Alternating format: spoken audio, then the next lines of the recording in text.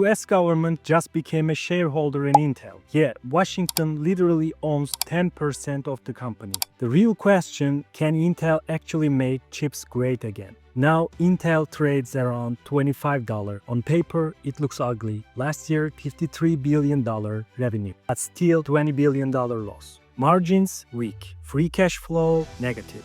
Debt, way bigger than their cash pile. So why are people still paying attention? Because when a government steps in with an $8.9 billion bailout stake, that's not charity, it's strategy. Washington wants Intel alive because it's the only real US player that can rival TSMC. And it's not just Uncle Sam. SoftBank, one of the boldest tech investors, dropped $2 billion at $23 a share. You don't throw that kind of money if you don't see a potential comeback. But let's be real, Intel's foundry business still losing money. They need big outside clients for their new chip tech.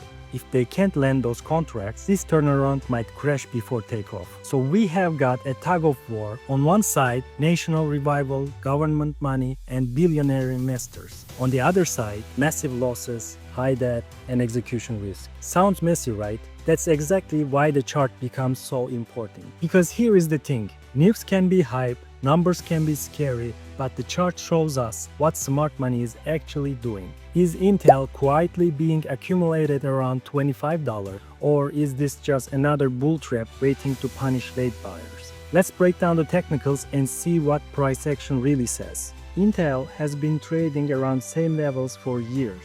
Obviously, this is a downtrend.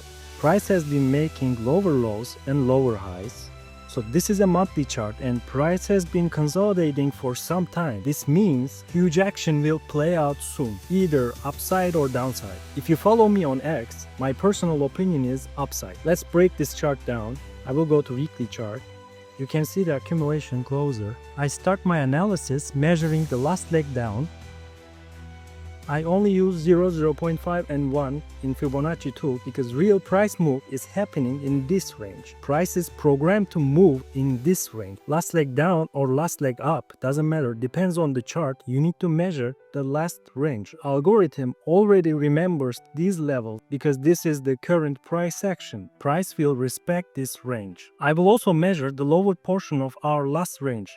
Now you can see much better how price respects this 0.5 level. After bouncing few times from the last low, price is stuck between this lower portion of 0.5 to 0. Now you can see much better how price respected these 0.5 levels, which is lower portion of our current range. And it had few attempts to go down, but it got rejected from the low and again went to 0.5 level. This is a real consolidation. As we can see from the weekly chart, this is not an uptrend, this is not downtrend. Price was accumulating here, which is our lower portion of last range. First, headlines were really bad. Trump told the CEO of Intel that he should resign from the company. First, price dropped a little bit, but it didn't continue to go down. And afterwards, positive headlines started coming that US is buying 10% stake from the company, SoftBank investment as well, and price started going up. But it is still accumulating between $17 and $26. I believe if we break this range,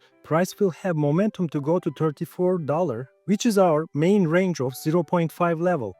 You can see right here. I believe that other than technical analysis, Intel is a good long-term investment. And in coming years, we will see price $50, $60, $70, maybe even more. Only time will tell this. Please comment your thoughts. What do you think about Intel and where price is going?